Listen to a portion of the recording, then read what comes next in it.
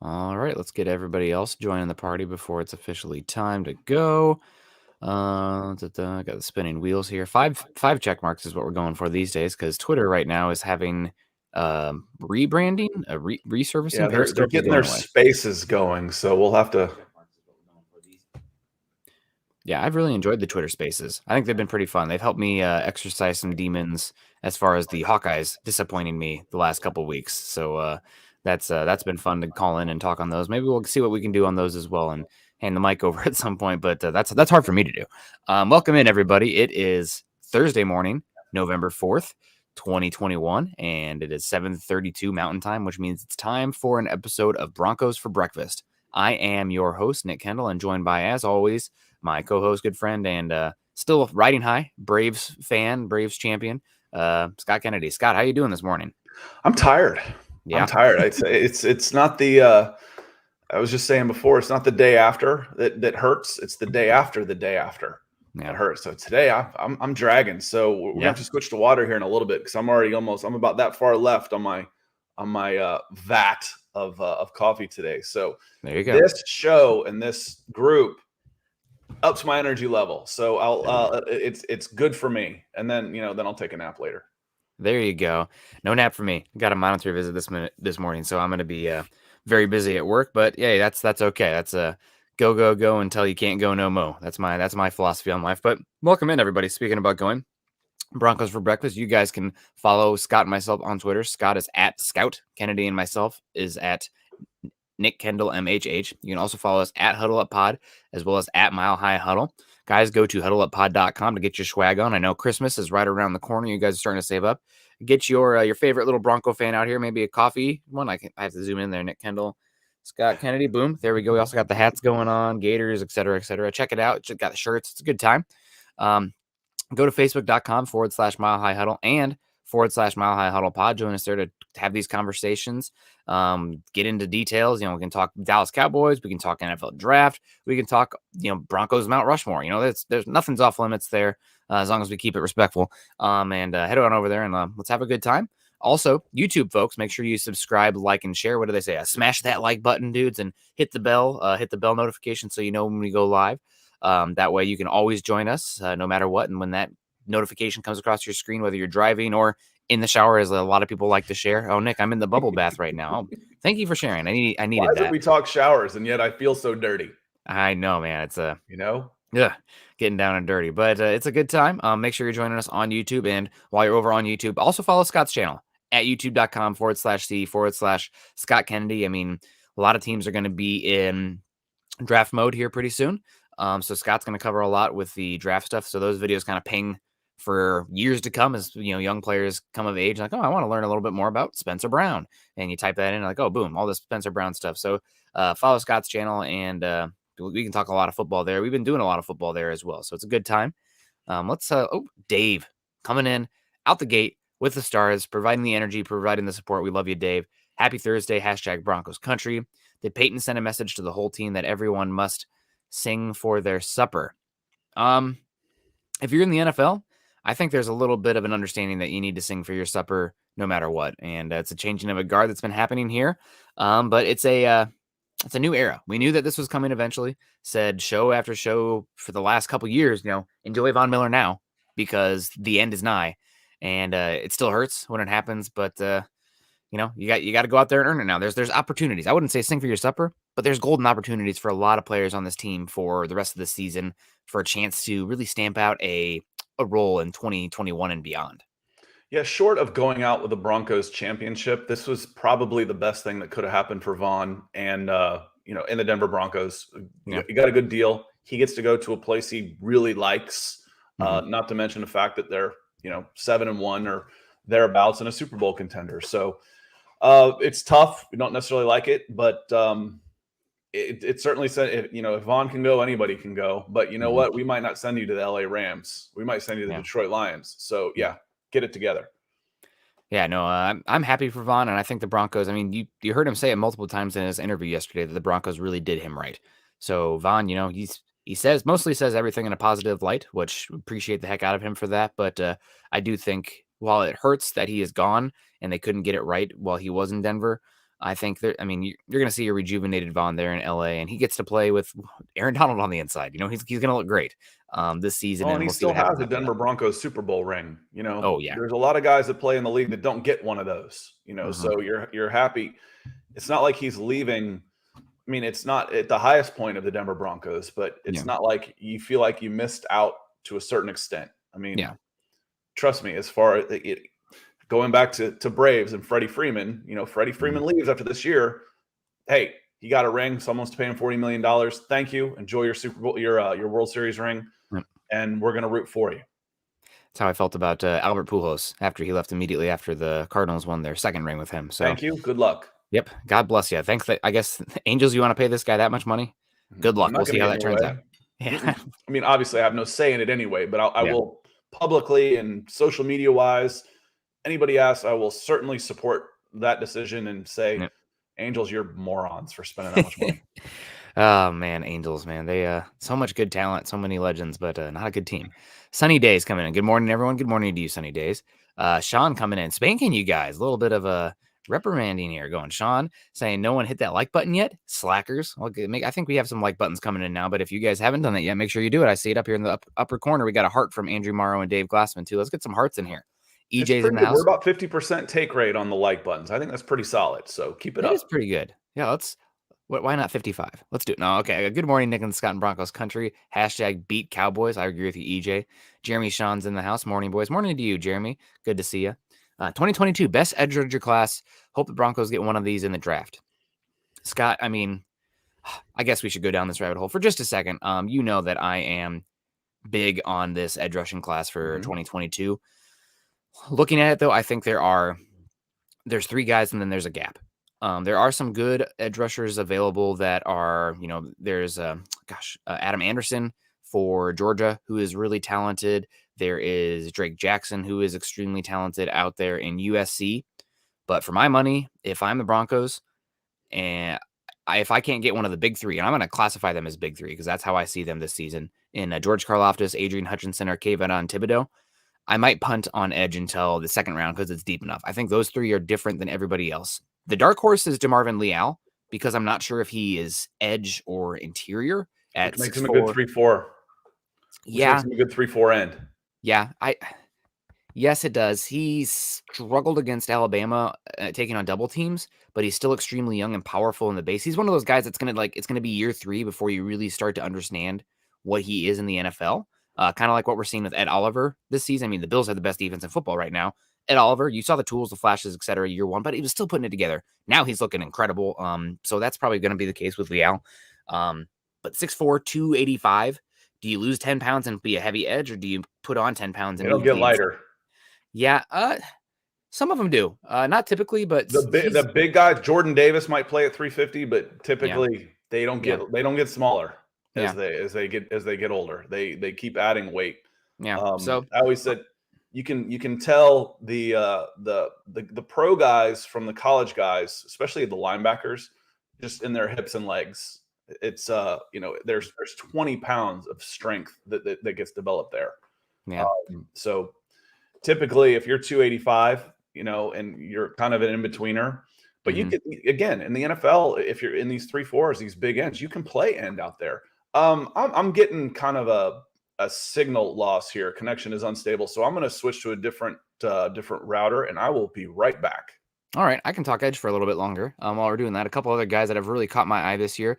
Arnold Ebiketie from Penn State. He absolutely destroyed Nicholas Petit-Frere, who's probably going to be a top 50 pick at tackle for Ohio State. He's a Temple grad transfer or a Temple transfer. He's really exciting for Penn State. I've really enjoyed him. Jermaine Johnson, 6'5", 265 for Florida State. He's another transfer as well who's been playing excellent football this year.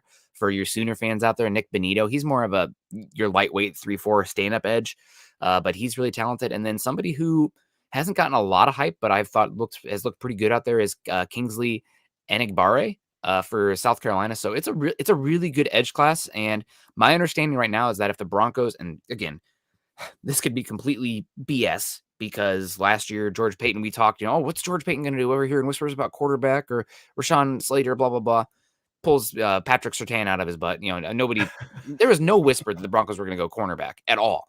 after they did what they did in free agency. Yeah, the free agency thing changed that for sure. You Yeah, thought yeah, it might. yeah, exactly. But And I'm looking certainly good. glad if you needed a corner, Yeah, you're you looking got good Patrick there. Surtain. Yeah. And corner could be on the menu as well. If the Broncos, obviously the match quarters thing, the two high safeties is the rage in the NFL. But if you have the dudes to play, the horses to play, cover one, cover two man with man up corners, that's still king in the NFL if you can do that. Just my guy beats your guy, but you have to have the horses at the cornerback position. So we'll see. But right now, I would say edge is the way to go, if not quarterback.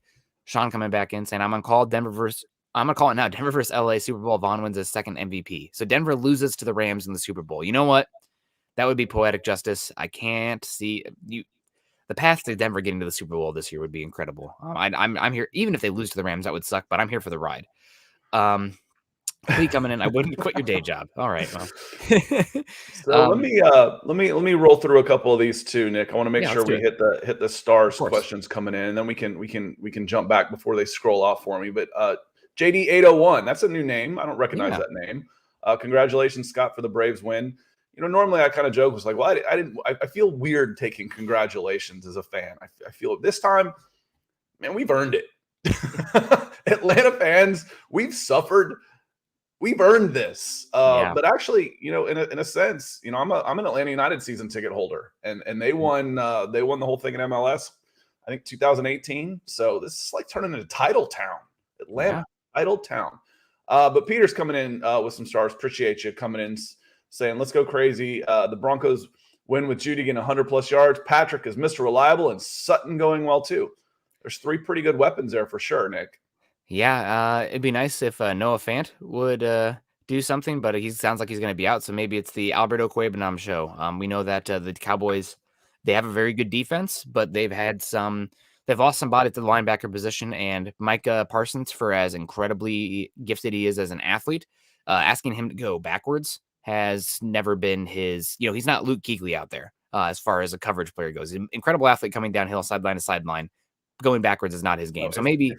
If I need coverage, I'm going to bring in Keanu Neal, and I'm going to move Micah Parsons, closer to the line of scrimmage 100%. And let him go after the quarterback. So he's still going to be dangerous, just in a different way. Yeah, this could be a good wake up call. If Fant's out and Okwuegbunam is the number one right there. Yeah, this could be the fire that needs to be lit under Noah Fant, because Okwuegbunam is certainly capable of having a big day. Yeah, he is, and hats off to him.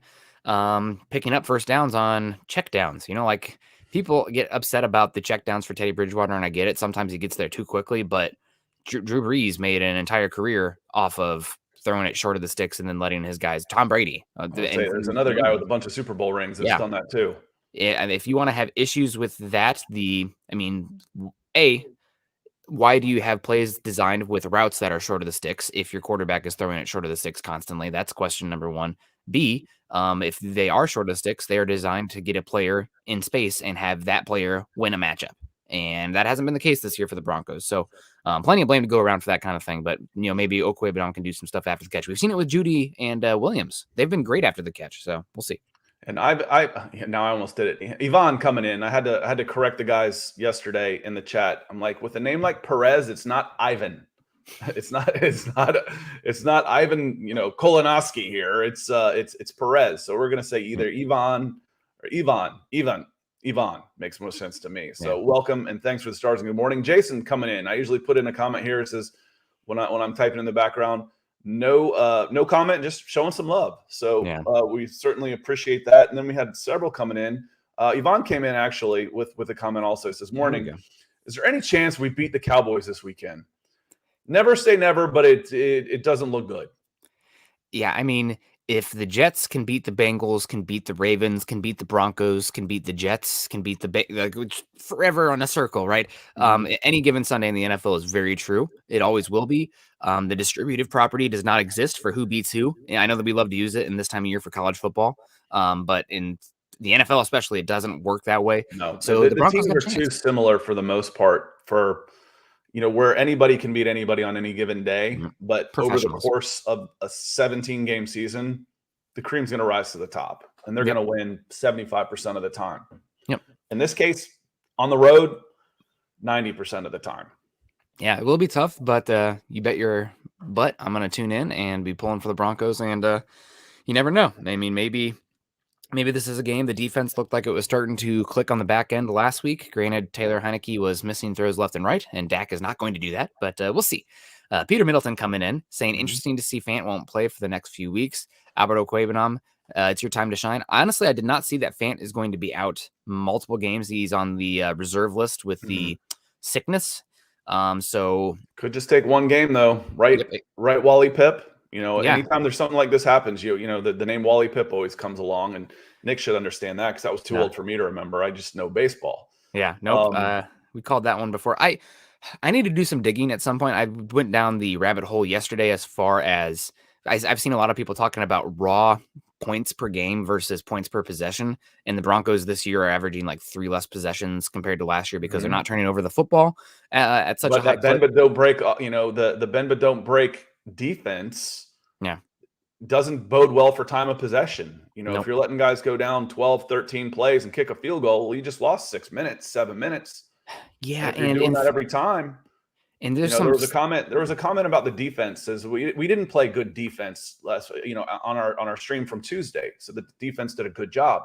Someone came in and said they didn't do a good defense. We only forced them to punt once. I'm like, I get that point. I certainly do.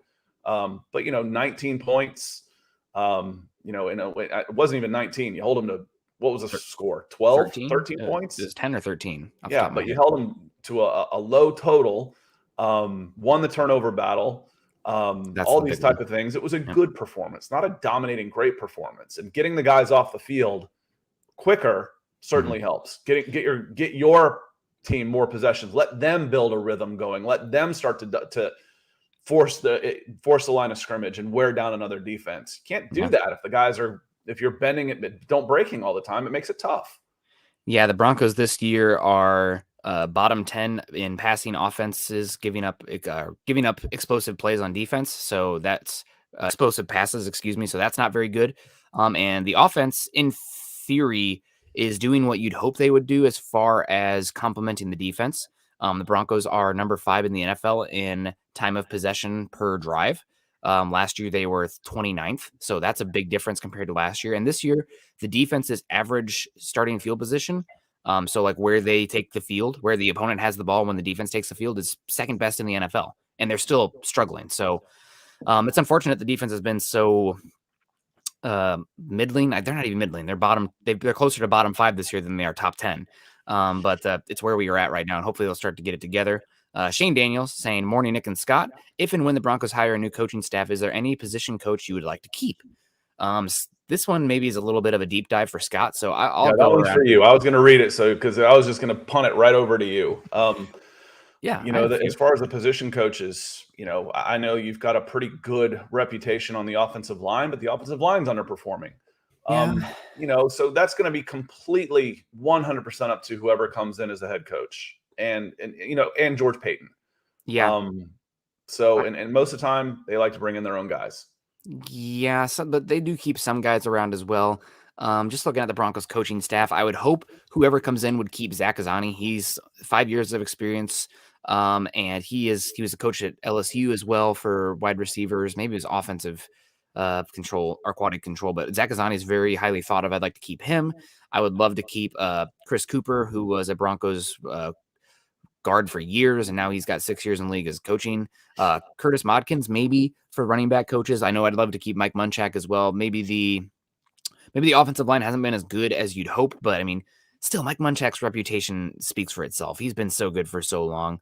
On the defensive side of the ball, I would like to keep Reggie Herring. He's outlived a few coaching staffs here with a linebacking coach, and I think he's done a pretty good job. I mean, what he's done with Josie Jewell and Alexander Johnson and some of these other linebackers to take these small... Kenny Young in 2 days. Yeah. They haven't really given him a high investment, and he's still turning out quality players, so I think that's very important.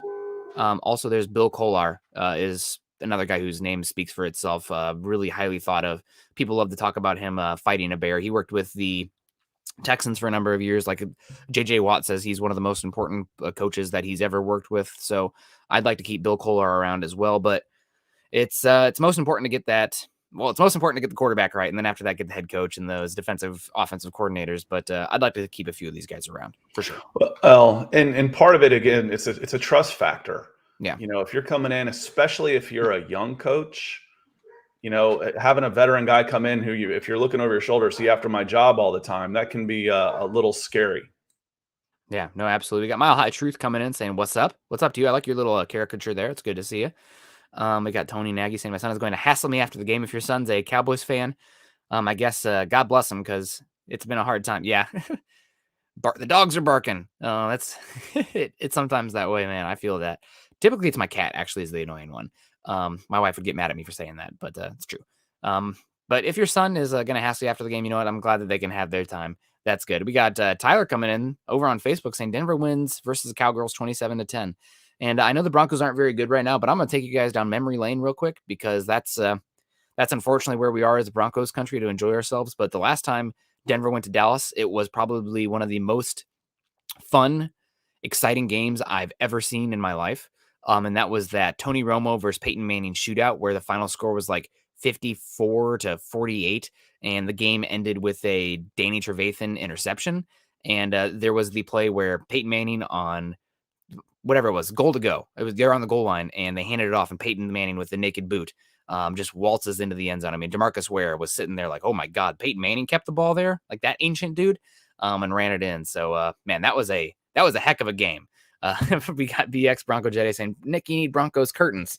Well, this is a shared office space with my wife, so if you can convince the wife, then we're good to go. But it can't be that much different than the banner hanging in the background. The banner goes up and down after the shows. Oh, okay. So yeah. I mean, I think a nice navy blue that would work, or Broncos blue would work back there. Add a little color. Yeah, that would not be the worst. Honestly, that curtain was there when we moved into this rental property, but it's definitely an option. So let's get into this Dallas game a little bit, unless there are any other supers or points that you want to get into. But Broncos versus Cowboys. Obviously, the Broncos are not going to be favored in this game. Cowboys are a legit Super Bowl contender. Dan Quinn has galvanized that defense to some extent. They are much better than they have been for years. And granted, part of that is hitting on some draft picks and whatnot on that side of the ball. You got to do that if you're going to turn that around like they are. But I think that defense has looked a little better. And the real story is the offense. They are going to be missing Tyron Smith, who has probably been the first or second best or top 3 left tackle in the last decade in the NFL. He's incredible. Man, what a player. In the same draft as Von Miller too. But he might be out. They still have a good offensive line. They have great pass catchers, Amari Cooper, CeeDee Lamb, and then, of course, Michael Gallup. But the real story is Dak Prescott, man. He is great quarterback, Mississippi State, drafted in the 4th round. There was a lot of talk about, is he worth paying? Is he not worth paying? Well, he looks like somebody who's worth paying. An incredible quarterback, not top 5 in the NFL, but definitely top 10. And Cowboys got it right with Dak, and he looks incredible. All right, so here's the thing about make sure I've unmuted. I'm not sure after I yelled and blew a blood vessel in my eye. I think that's the glow that Jay Roper is talking about. They don't need Dak Prescott to win this game. That's the unfortunate truth about this. Their offense, if you look at their rushing offense right now, it's 2nd in the league. You know who 1st and 3rd are? Cleveland and Baltimore. How'd that work out? We talk about that bend but don't break defense against the number 1 and number 3 rushing attack. It didn't. They ran, and they were in 2nd and short constantly. They kept the ball away from you, wore you down. Force some mistakes late where you're pressing, and don't let you get into a rhythm that way.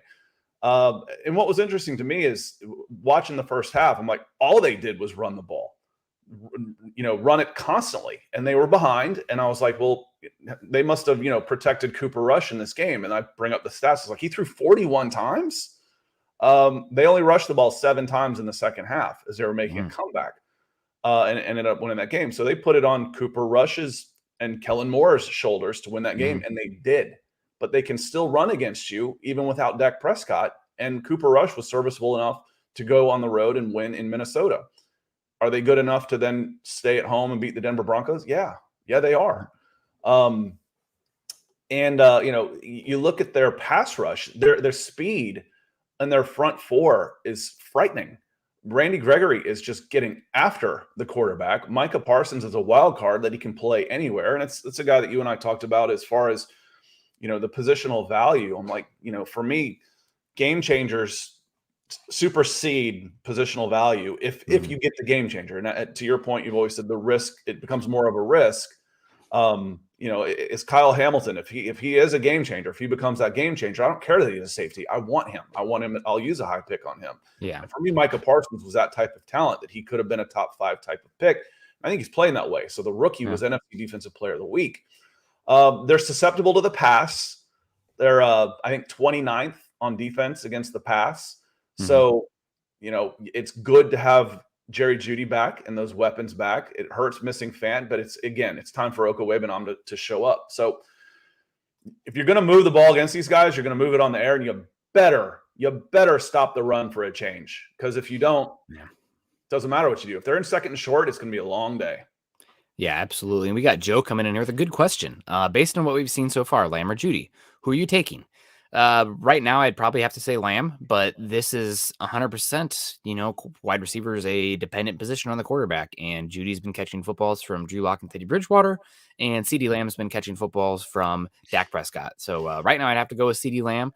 Also, Lamb hasn't had the injury like Jeudy has, which is, bigger sample size, not playing injured this year. But that factors into which one of these guys you want also, which one has been able to stay on the field a little bit better. Yep.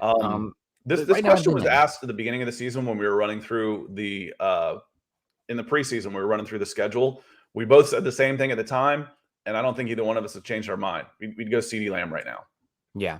The real answer is Justin Jefferson, but that wasn't given there. Peter coming in saying, we talked about Fant, his family, his age, and being patient, but how long can the Broncos accept poor play and no availability? I'm going to add a little bit of nuance there. I don't know if he's been absolutely poor, and some of it I would say is schematic as well. Not trusting the tackles, the offensive line in general struggling, not having a short game winner in the pass game means that Fant is probably going to have to be kept close to the line of scrimmage as well. So all those things factor in, but you still have a year and a half of control on Fant, maybe 2.5 years of control. He's only 24 years old. I think the big thing is if you were getting rid of him, you would be selling really low. And I don't think that's something you want to do. You have a young talent, and it is with that first round pick pedigree on him, that's a selling point for whatever offensive coaching staff you can bring in next year. Like, our last guys couldn't unlock this, but we got a 6'5", 255 guy who runs a 4.5 40. Like, who wouldn't want that? I know that he has been disappointing compared to his draft stock. I mean, the guy that I wanted in that draft class went one pick before us in Jeffrey Simmons, who's now an incredible defensive tackle for the Tennessee Titans, probably one of their best players. But you'd be selling so low on Fant right now. He's more valuable, especially with the years of control and the fact that because he's on a rookie contract, those guys have bigger signing bonuses, and that stays on your cap. So it's not even like you're going to get that much cap relief from moving on from him either. So all those factors to me point to sticking on to him. That being said, if Albert Okwuegbunam comes in and plays better, Fant's going to have to re-earn that spot. He's going to have to re-earn the chance to be tight end 1. Maybe you use more 12 personnel. I'd have to dig in to see where the Broncos are more efficient this year, 11 personnel versus 12 personnel. But it's not a bad problem to have two guys that are athletic specimens. Fant's got to play better, though. I mean, that's just the bottom line. He's got to play better. I was looking at Noah Fant's contract right now, because that's how I was going to answer the question. Yeah. How much longer do you have? He's under contract for this year and next year, and you've got the option for 2023. I don't think they'll pick it up. Yeah. So again, he's got this year and maybe to the trade deadline next year. Before. But as the question is how long do you go with him?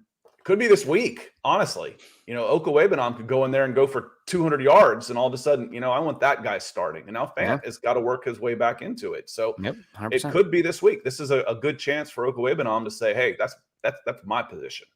Yeah, that would be great. I'm golden opportunity here, right? Like, this is what you want to do. And maybe with that, you become a little bit more versatile with your tight end usage, your personnel usage, and maybe you bring in somebody. Hey, what's Arthur Smith up to? Maybe he wants to hop over to Denver and run some 12 personnel stuff. Well, that it's coaches don't leave NFL jobs for another NFL job. No, there's no job hopping like that where you get a promotion in college. Yeah, that's more of the wild, wild west. But very rarely do you say, okay, I'm going to go hire this head coach for my head coaching position. That doesn't happen real often. The one that comes to mind for me that could be a fit for that type of personnel usage is Doug Peterson, because they obviously had Zach Ertz and then invested a high second-round pick in Dallas Goedert, and they used a heck of a lot of 12 personnel with Doug Peterson there. So that's one that I think of, but we'll see. DWI guys, man, keeping the lights on for Broncos for breakfast, and we're gonna be able to have some bottomless mimosas for Broncos for brunch with. I owe him a mug. Oh, so absolutely. Make sure you hit me up. I'm gonna actually, don't everybody spam me in here. I'm gonna put my email address in here. I want you to hit me up at Gmail. I'm not hard to find, so I don't really mind giving this out to y'all. Yeah. It's going to be interesting. But my email address is in the chat. Skinnedy, my redneck, but people are like, are you sure it's an I? I'm like, yeah, S. Kennedy was pretty much taken, but all my redneck buddies at Auburn called me, hey, Skinnedy, what's up? So I've been Skinnedy since, early 90s. Hit me up. I want to send you a mug as a thank you, a small token of our appreciation to say thank you for all the support on Broncos for breakfast. Well, there you go. Thank you so much, DWI guys. We'll definitely get you a mug. Hopefully you're a coffee drinker. If not, put your whiskey in there. 51-48, great game back in 2013. Ohio have missed great offensive production from our Broncos. DWI guys, I feel you there. It's painful, right? Like, it'd be fun. The Broncos haven't just been bad, but they've been bad and boring. And that is a bad place to be. And that's when you see, what was it? 13,000 fans not show up to the game. So, I hope the Broncos with the new ownership, great defense is awesome. I love great defense. I kind of have to, being where my fandom is right now with the Hawkeyes and the Broncos. But maybe like a new uniform, something a little bit more snazzy, a little brighter, and some high flying offense. That would be pretty fun. Even if they're giving up, 40 points a game, at least let's get make those fantasy football people happy. Yeah, when you're losing games, 19-12, or or you're in it and it's still, as soon as you fall behind, you have absolutely no faith in coming back and winning. It's depressing is not the right word, but it's disheartening. You're like, here we go. This one's over.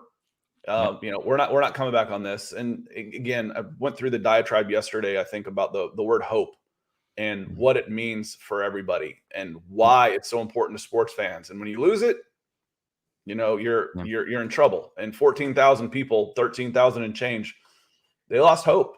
And that speaks volumes. That speaks more volumes than 2 million Broncos fans on Twitter bitching about anything. The 12,000 that said we're not going. Hit them where it hurts. That speaks louder. So if you want change, that's how you do it. Congratulations. Yeah, and Jesse 13 coming in saying, how many penalties from Fant this week? Bet me, guys, right now. Somebody at me on Twitter and bet me this, because I'm going to go with 0 because Fant is not going to play. Yeah, he's out. He's going to get a personal foul penalty for being on this. Actually, if he's in COVID protocol, he's probably not allowed to be there in street clothes either. So nope. Don't say that word. Going to get in trouble. YouTube will demonetize you if you do that, so you got to be careful. Good morning, Scott and Nick. Sorry, a little late. I'm curious beyond the quarterback, is there a right tackle or edge rusher in the upcoming draft? And your thoughts on the possibility of Vaughn doing a Shannon Sharp?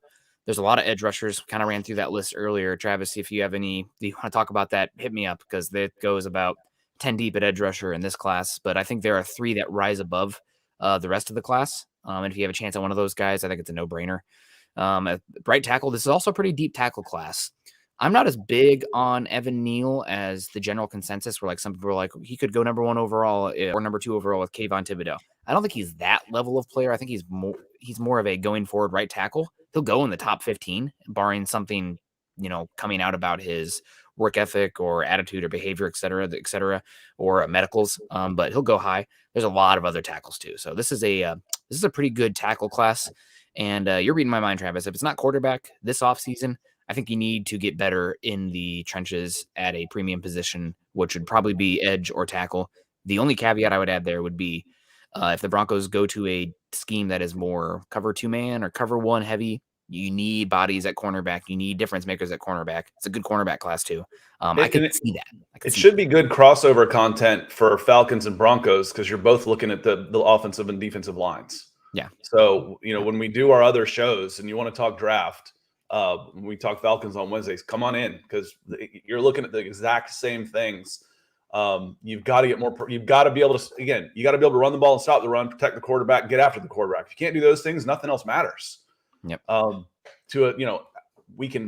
I'm exaggerating a little bit, but I think unless the right quarterback is available, again, we've talked about, Nick has said this 100 times. I don't want the wrong guy. I don't want the wrong quarterback here. So don't reach for the wrong quarterback. Fortify those lines of scrimmage.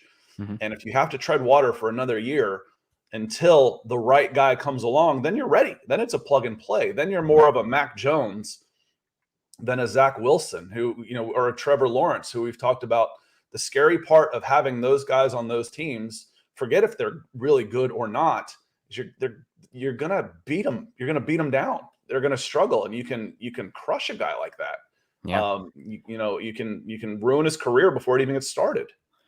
Yeah, and I wouldn't hate. Let's say the Broncos right now, they're 4-4. This is a team that schedule's really tough from here on out. Maybe they finish picking 16. And at that point, if there's a quarterback you love, and he falls to you, and you don't have to trade up and give up multiple resources to get him, very much like the Patriots sitting there at 15 and taking Mac Jones, you can take a swing. I think even though I don't love this quarterback class, you can take a swing. You're not mortgaging your future to go up and get a guy like the 49ers. They can't go out and get a quarterback because they invested multiple years. And not that they should, because I really like Lance, but still, like the Broncos, if they sit there at 16 and let's say they take Sam Howell. I'm not a big fan, but let's say they like him for whatever reason. You take him at 16 and you get a year of him in your organization. Forget even playing. A year of him in your organization. You should have enough data to be like, okay, yay or nay going forward, and then make a decision in 2023. It will weigh a little bit. And it doesn't prevent you from going and getting one the next year. Exactly. To your point as well. Yep. And Jay coming in and saying, Diamond Rattler, can you call your cousin Spencer and let him know to pick up his play? We need a QB. I got news for you. There's no picking up his play because he ain't playing. Caleb Williams has got that job on lockdown now. And if you're going to call up Spencer, ask him where he's transferring, because that's going to be the story of the offseason with Spencer Rattler is where are you going in the transfer portal?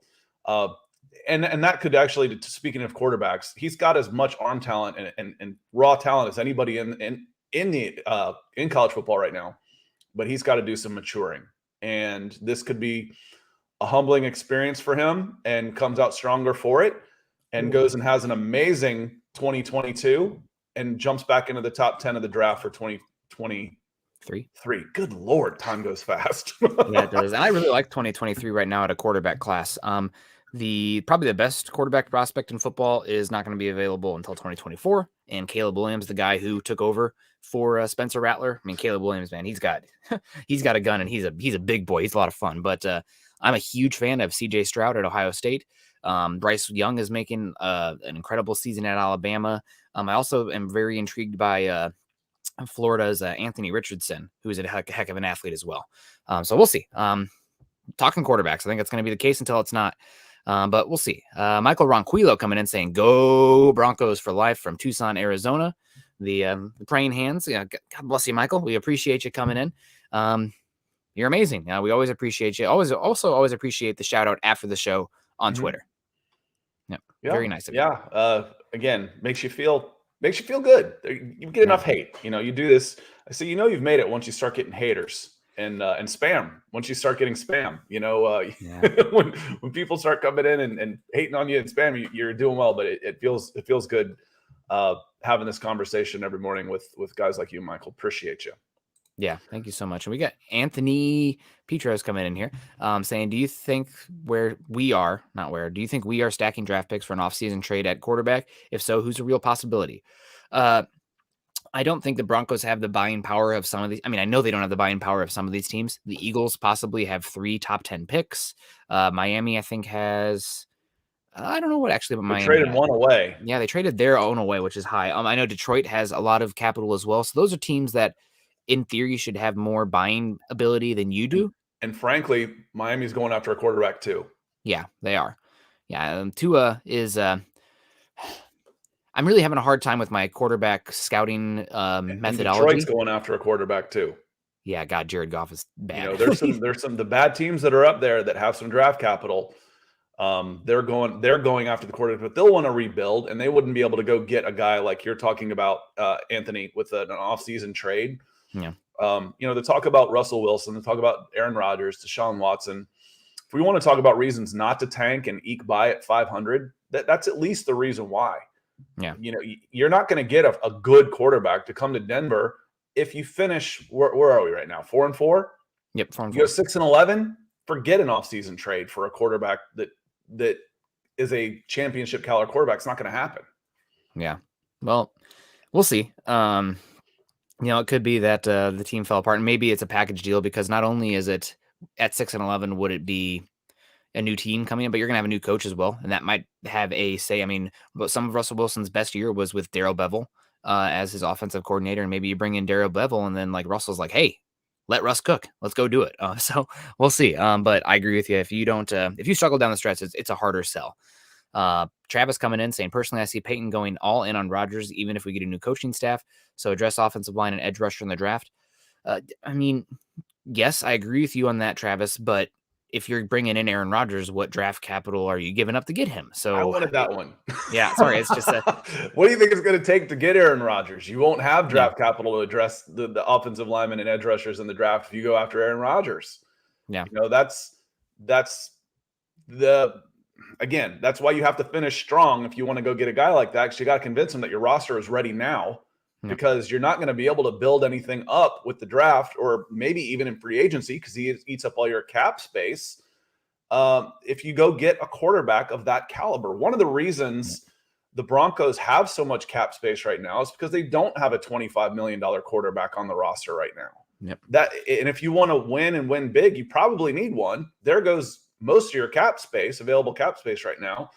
And to get a guy like that without having to get a guy like that without having a draft for him, you got to give up your draft, multiple drafts, to go and do it.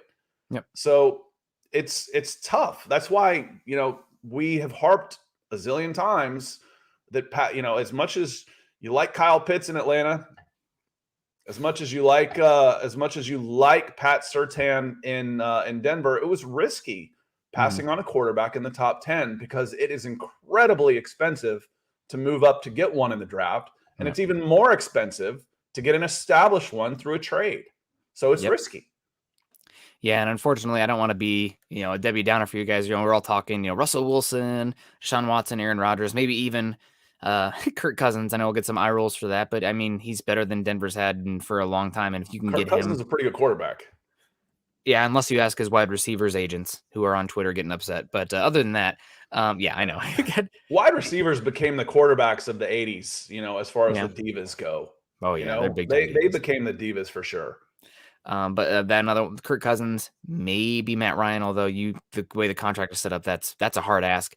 You guys will hate this, but right now, just me opening my third eye, it seems like right now the most likely scenario is that you are bringing in another stopgap in 2022, whether that be Teddy Bridgewater again on a 1-year contract. I know, guys, I'm so sorry.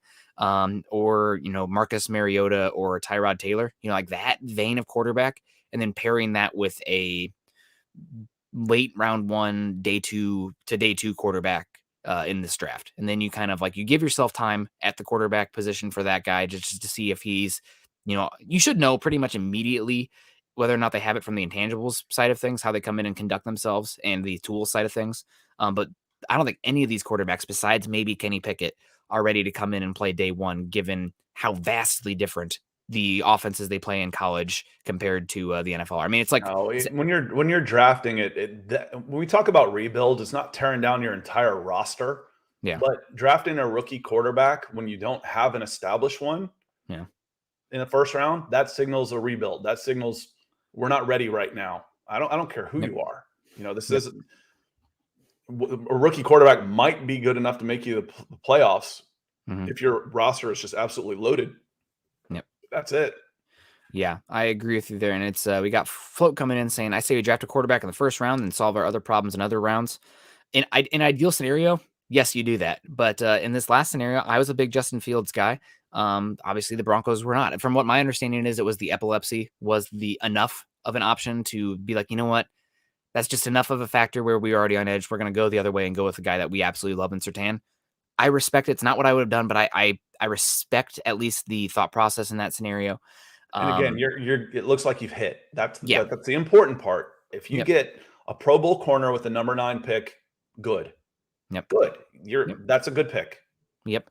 But you still are down 3 runs and you got to hit on a quarterback at some point. Mm-hmm. But Float, I agree with you. You got to hit on a quarterback in the first round. But if the right guy's not there, if you're not in a situation to do it, we've already waited 6 years. I'm fine waiting a 7th year, honest to God, because we've already been in pain. The one thing I do not want them to do is not only not invest in the wrong guy. Like, that's obviously don't invest in the wrong guy. But if you are unsure, it's best to go a year-by-year basis, so that way you're not committed for multiple seasons. That way you have the flexibility year by year. I know the Broncos going into this season, it's not exciting going into the year Teddy Bridgewater versus Drew Lock. It's not what anybody wants, but at least you're not on the hook for a quarterback that you don't love for 3 or 4 Teddy years. didn't cost it was a low risk, low reward scenario where with Teddy Bridgewater, where Drew might have been a little bit of high risk, higher reward, but it was definitely higher risk. Didn't cost you anything. Teddy didn't cost you anything. Yeah. You know, the old phrase, you get what you pay for. But if you're, again, this signals, you know, I've heard the discussion on here, and this kind of just hit me of, you know, Vic Fangio signals they went out and got his quarterback. They did all these things for Vic. I'm like, did George Payton really do that? Or do you go get a 1-year guy because he's on a 1-year trial? I'm going to come in. I'm going to give these guys 1 year. That's it. And now I got a clean slate. Yeah. Broncos have a clean slate. George Payton has a clean slate. He came in pretty low risk this year, knowing that I've got a coaching staff that's not mine, and I can start moving stuff around. I can start getting draft picks. And if it doesn't work in a year, they're all gone. They're all gone. I mean, as callous as it sounds, that's what excites general managers, having the flexibility to make moves like that. That's what they get up for in the morning.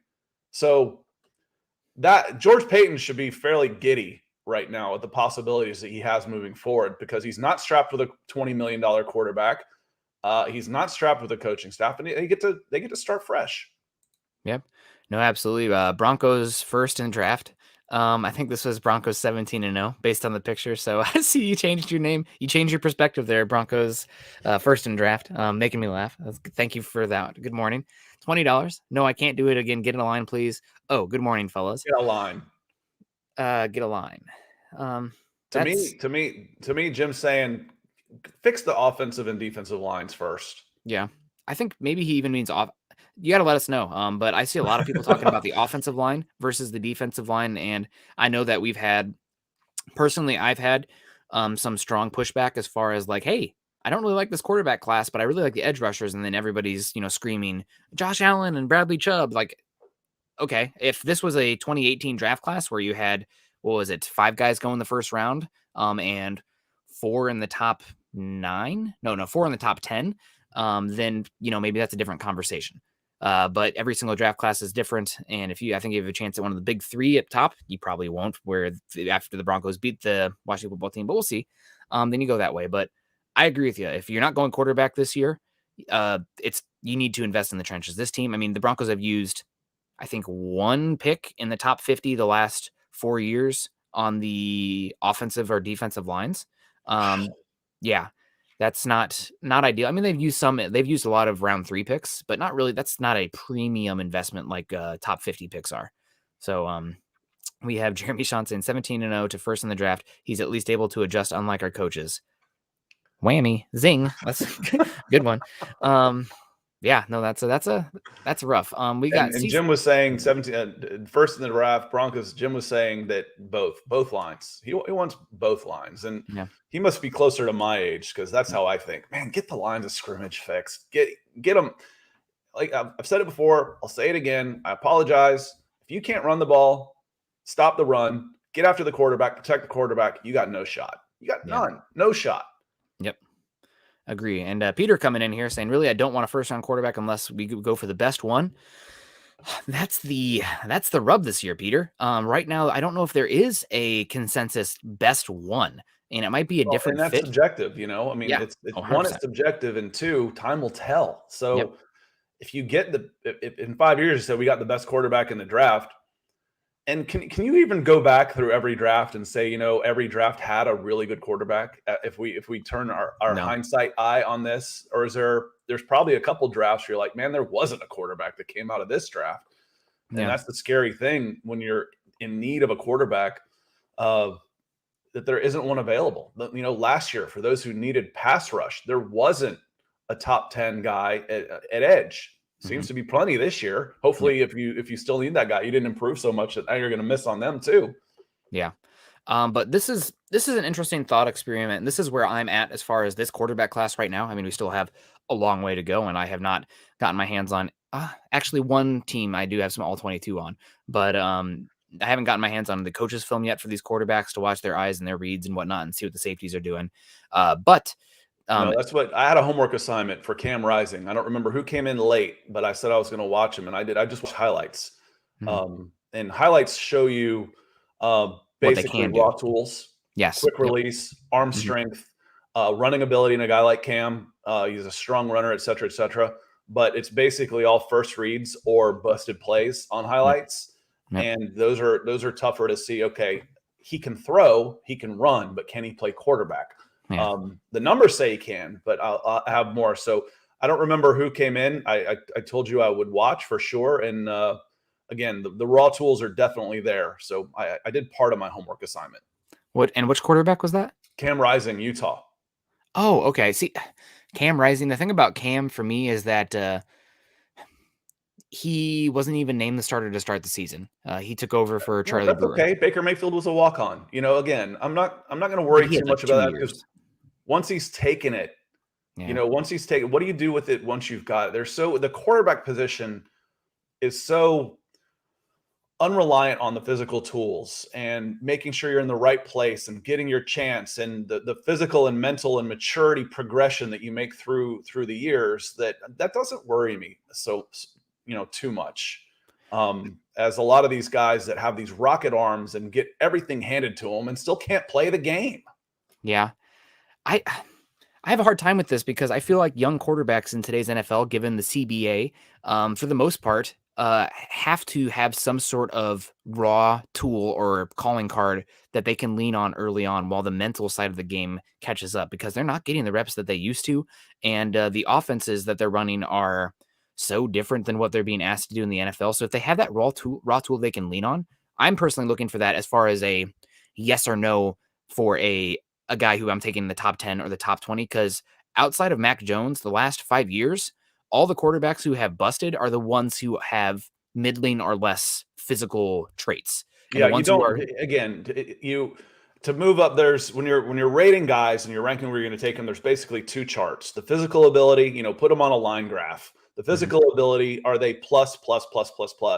And then there's another one, the playmaking ability. Do they have the football instincts, etc.? Typically, you take more of a chance on a guy that's got the plus tools. And if I'm going top 10 on a quarterback, I don't want Mac Jones. No, I didn't want Mac Jones that high. I want a guy that's got the tools and has the appearance that can play.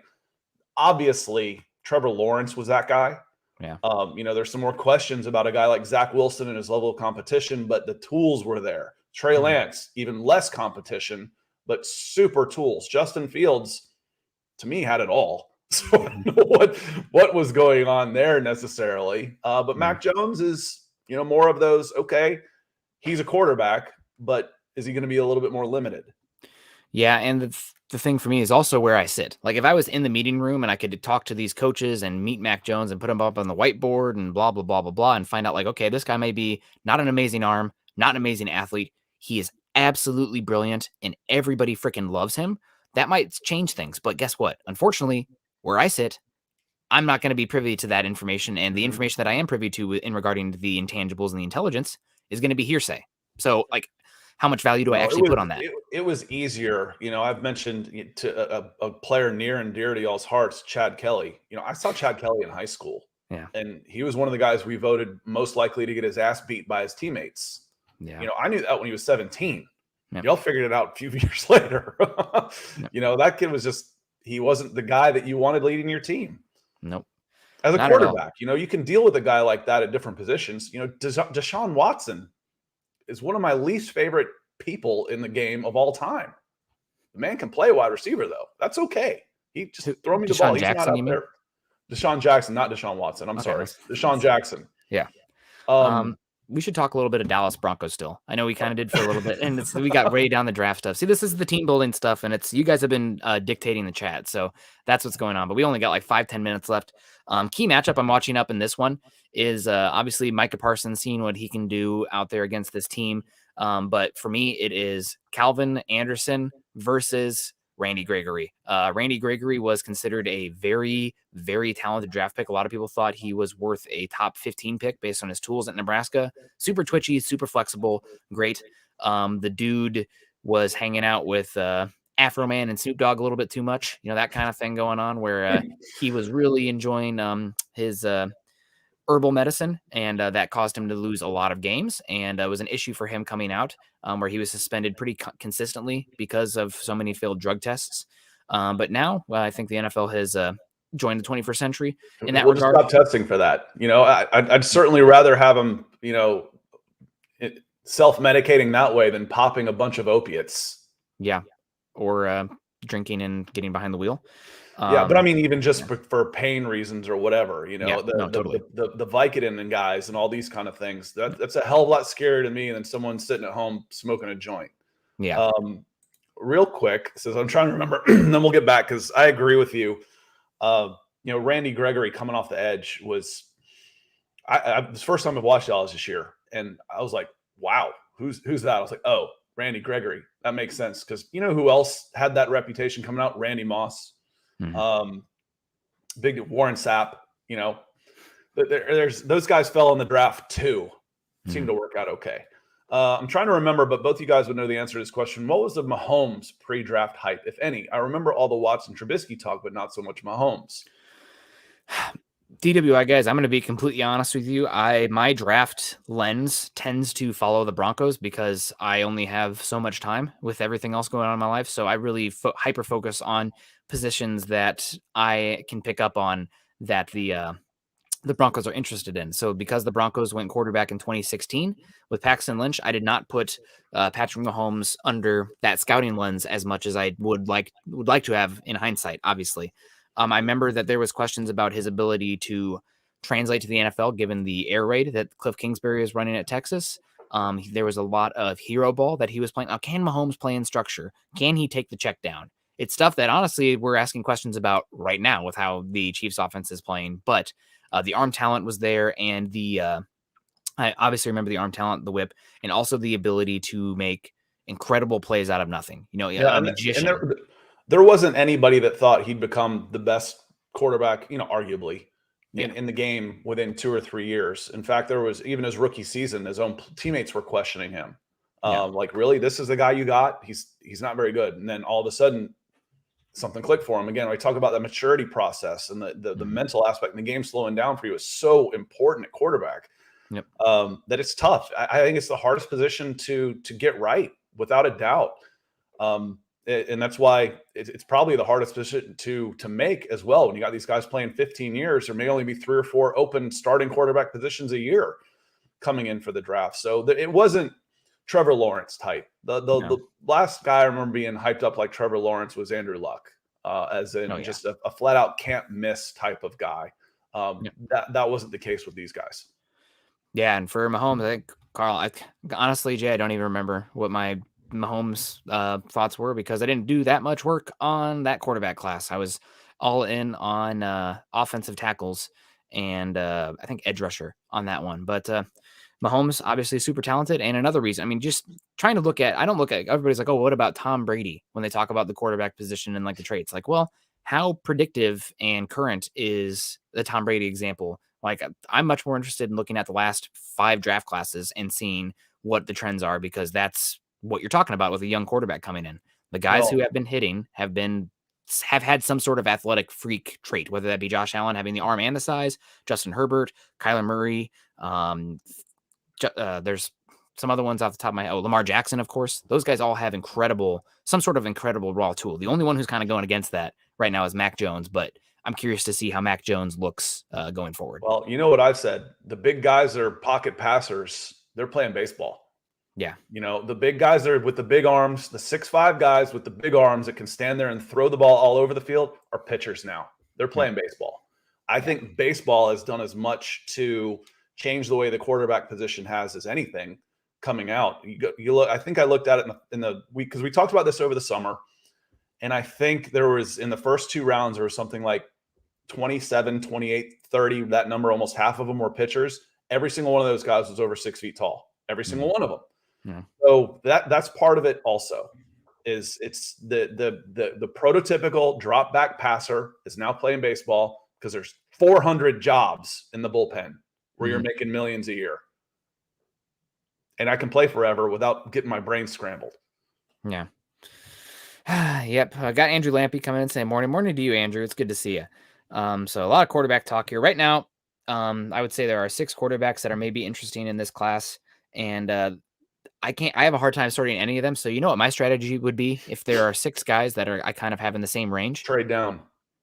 Yeah, trade down. But also, I want to be the person who takes the last one of that tier, if that makes sense. If I view them all the same, let me get the best value on any of them and take the last one on that tier, and then I can maximize the value. And how do I get the last one? Trade down. Trade down. Yeah, or trade up. Maybe you get a guy that you love in the right. Yeah. Let's say you're picking 13. If they've already gone, I use my first round pick on an edge, and I've got a second there, and there's 2 guys left, 3 picks. Maybe I move up a spot and throw in a 5th rounder or something.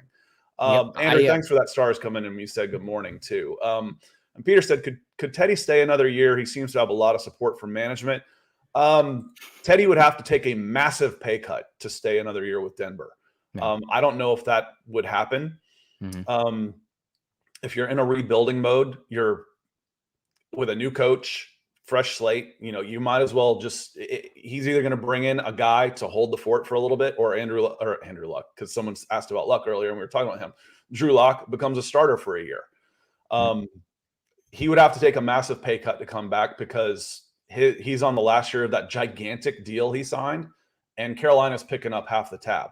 The Denver Broncos aren't going to pay half of what Teddy makes this year. No way. Yeah, I agree with you. I will say I'd rather them go back Teddy Bridgewater again than invest super heavily in a guy that they don't love. Like, you don't want to be the Panthers just keep messing up at quarterback. No, and I don't think I think it would be more like again this year. You got Teddy for a song. He's 2 or 3 million and a 7th round pick or something. That's nothing. Yeah. For us. So you didn't invest heavily in a guy. You're not going to again next year if it's just going to be a holdover for somebody you draft. Yep. And unfortunately, that's where it's a possibility. You're talking about the likes of, I threw out Tyrod Taylor. I threw out Marcus Mariota. A couple of their names would be Andy Dalton, maybe Jacoby Brissett. Those guys that are not good enough to be starters, but ones where at least you buy yourself time for a rookie, or you're making a 1-year decision that gives you flexibility going forward. I know it's what nobody wants to hear that. You'd rather hear me say like the Broncos. Who's that guy right now on the roster? The guy that you're developing, or the guy that the guy that gives you 1-year flexibility as is. It's Teddy. It's Drew Lock, because he's got 1 year left on his deal. He's got 1 year left on his contract. I get you. I understand what you're saying. Yeah. Maybe they give Drew another chance. I don't know if that's going to be the case. But I personally, if you can't bring in Aaron Rodgers or Kirk Cousins, you don't love any of these quarterbacks, I bring in that lower tier 1-year quarterback, draft a guy day 2, and with Drew Lock, and let all 3 compete, and know that, hey, this is probably a temporary solution. We're going shotgun approach. At least we have the flexibility again in 2023, rather than investing in a guy that I felt forced to invest in. And now that I've invested in him, I feel obligated him not only to give him 2022, but 2023 and 2024. And we're stuck in the same place for another 3 years, rather than having the flexibility to go for a guy the following season. That is worst case scenario. The worst case scenario is not Teddy again. It's investing in the wrong guy for multiple years, where then those years are down the drain. That's worst case. The only way that an investment for multiple years happens, in my opinion, is in a draft. If you draft a guy in the first round, that's a multiple year investment. I don't even think it has to be. If I was in charge, but I mean, that means you've put money into a guy that you're going to have on the roster for several years. That's all I mean by that. Yeah. Not by we're committing to this guy as our starter or as our future starter. For me, it just means you're going to have him on the books for multiple years, period. That's all I mean by that. Yeah. No, I totally hear you there. But again, coming back to Mac Jones, let's say the Broncos are picking at 15 and they like a guy some there and they take him at 15 and he comes out in 2022 and is obviously not very good. Then you're sitting there, like say picking 4 in 2023 and you love Bryce Young and CJ Stroud. hoot the guy that was at 15. I don't care if he wants it. He's going to have to go beat the 2023 guy. And if he struggles because you're not fully invested in him and he can't handle that adversity, I already learned something about him. Sayonara, bud. Like maybe that's rough, but we're in the results business here. So what can you do? Last thing on the Cowboys, obviously Dak Prescott. Or the first thing. The first thing. We got to get back to it. It's going to be a rough game for the Broncos. I think they are going to get beat pretty handily in this one. I'm going to go Dallas 30, Denver 17, which is not a beautiful game by any means. I think it's actually going to be decently close until probably about like the very end of the third quarter, beginning of the fourth quarter, and then Dallas is probably going to like put back-to-back drives together where it's like, yep, that's what a good team does, and they beat the Broncos. If Denver does win this game, it's going to have to be one where the defense has a high energy game, one that's maybe they bring up their whole game, because obviously moving Von Miller means that things are looking poor for this team for the rest of this year, at least as far as defensive talent goes and the direction of the team. But maybe that galvanizes them for a single game. Nobody believes in them going to Dallas. Maybe they want to prove to themselves and everybody that, hey, we are still good players. We didn't need Von Miller. I mean, you obviously need Von Miller, but we didn't need him. We can still be great. But Dallas is too good. Dak Prescott's going to be back. They're just too dominant on both sides of the ball. Broncos are going to get beat on both lines of the scrimmage probably. That to me on the road is not a recipe for success. So I do think the Broncos will lose. 30-17 sounds about right to me. This game last week against Minnesota wasn't great on defense, but they had a different quarterback come in. Dak Prescott changes that. You've got all of the weapons that you need. I'm so impressed with Ezekiel Elliott. You watch the guys with a bad offensive line, and the running backs are having to make a move to avoid being tackled in the backfield almost every play. Mm-hmm. And Ezekiel Elliott, he's taking his time. He's getting back there. He's getting the ball. He's taking a look. He's like, let's see, this side. I'll just bounce over here then. It's crazy. So they're doing it's probably a sort of like a zone blocking scheme, but it's just, we're going to hold our guys and let Zeke do his thing. Yeah. So he's got plenty of time. You can't allow that to happen. If they don't attack the offensive backfield, commit some more guys, I know you see, then they'll just beat you to death with the running game. Make it easy. If Zach's not 100% or Dak is not 100% healthy, well, we'll just beat you with Zeke. So I think they're too good on offense right now that the Denver Broncos won't be able to keep up offensively. And if they are able to hold them down, then it's 27 instead of in the 30s, 27-13, somewhere in that neighborhood. But I like Dallas at home in this one for sure. Yeah, and we got BX Bronco coming in saying, due to the current quarterback situation, will Patrick or Sutton want to resign in Denver? These are guys that are going to be going for their second contract in the NFL. So really, quarterback obviously to be better. That could be a tipping point if you have a couple different options that are relatively the same. But given that it's these guys' first chance to make real life-altering money on that second contract, they're going to follow the dollar. That's the biggest thing. They're going to want to re-sign with whoever gives them if there's an offer that's close, it might come in. And frankly, you don't want to necessarily move. If it's close, it probably goes to the home team.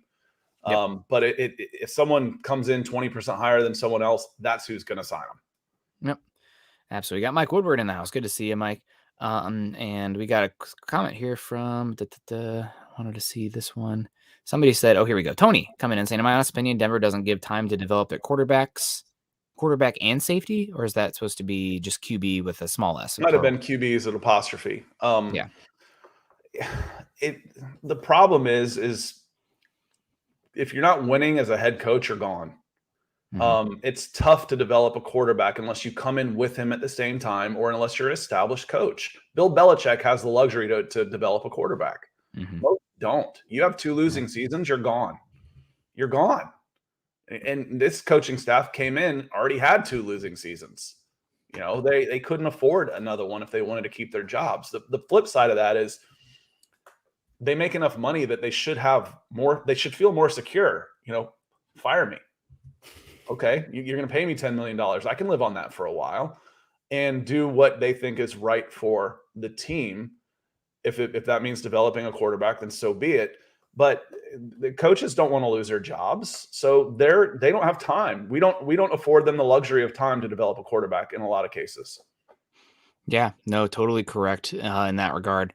And typically speaking, about a quarterback after their first or second year. Now, obviously, situation matters for some of those guys, but the only two quarterbacks I can think of in the last 10 years that weren't like, okay, this guy belongs immediately, are Josh Allen and Ryan Tannehill. And both those guys have athletic tools that they can at least fall back on while they develop. But other than that, I mean, Kyler Murray, you knew pretty much right away he was going to be incredible. Dak Prescott, I mean, fourth round pick, didn't matter. He didn't need develop time. He was good right away. Same with Russell Wilson as a third round pick. Mac Jones looks like he's belonged right away. Joe Burrow looked like he belonged right away. Patrick Mahomes looked like he belonged right away. Derek Carr looked like he belonged right away. It's all these guys. I mean, you can just go down the list of quarterbacks playing right now. They didn't need 3 years in the NFL to be, learning. Obviously, there's going to be mistakes along the way, but they were still doing things that could be incredible. To your point, that's part of the question is, did Paxton Lynch show enough to say, okay, he needs more time? Or did we get a good enough look to say, no, he's not the guy? Do you need a fresh set of eyes on Drew Lock right now? Because I think it's the decisions with the current coaching staff's pretty much already been made. This isn't the guy. Would a fresh set of eyes help? Or is it just the fact that he's not the guy? Yep. We'll find out. He's young enough. We should be able to find out one way or another. He'll get a chance to lock on with somebody else. No pun intended. Yeah, and not to be too much of a science nerd here, but assume the null hypothesis when it comes to the quarterback, given the most likely reality is they're not a franchise quarterback. Given how many quarterbacks this league has turned out, assume that they're not until they prove they are. So, again, big old science nerd there. We're talking null hypothesis before we get on out of here. Hope you guys appreciate that. That's free. That one's free. Thank you guys so much for joining us today. I'll let Scott look over the chat here to see if there were any stars or supers that we missed while we were talking. But obviously, you guys can follow us at Huddle Up Pod as well as at Mile High Huddle. Follow Scott and myself on Twitter, Scott at Scout Kennedy, and myself at Nick Kendell MHH. Follow us on Facebook, facebook.com/Mile High Huddle, and facebook.com/Mile High Huddle Pod. If you guys are joining us on YouTube today, please subscribe, like, and share, and follow Scott's YouTube page at youtube.com/C/Scott Kennedy. Thank you guys so much for joining us this early in the season, or this, I guess, late in the season, but this early in the morning. It's been season hasn't gone as we'd hoped, but there's always stuff to talk about, and we can pivot from there and have good discussions. So, and one thing I love about this chat, and especially in the morning chat, you guys can disagree and it does not get ugly, and we build on the conversation in the chat versus just having the same thing back and forth over and over again. So appreciate you guys for that. And keep challenging us too. I like being challenged and making my perspective changed. I mean, that's what good analysts and people that are doing this have to do, right? If you just dig in your heels and dig your head in the sand more and more and say, I'm not listening, you're not going to get better at this. And we're not going to be the type of football analysts and hosts that you guys deserve. So hopefully you guys can keep challenging us and asking questions, and we can get better right along with you guys. Take a look this weekend. I called it out several weekends ago for those of us who want to get a look at quarterback play. Matt Corral, Ole Miss, Malik Willis, Liberty. Those two are playing each other this weekend. The added storyline there is Hugh Freeze, who got run out of Ole Miss disgracefully, is coming back with his Liberty team, is pretty good. So it should be. Never thought you'd hear the term Ole Miss and Liberty being must-watch football, but for this crowd, I think it's something we want to keep an eye on this weekend. Yeah, and probably the as far as quarterback, the eye test as a yay or nay for top 10 tools, those are the only two guys in my book that have the top 10 tools. Now they have other questions for damn sure that scare the heck out of me. But as far as athleticism and arm talent, my list right now is Matt Corral, Malik Willis, and then that's it. So should be a fun one. Don't put too much weight in one single game, but it still should be fun to see what these quarterbacks can do. So thank you guys so much. Have a great one. Stay safe. And we will see you on Monday morning for another episode of Broncos for Breakfast. Until then, go Broncos.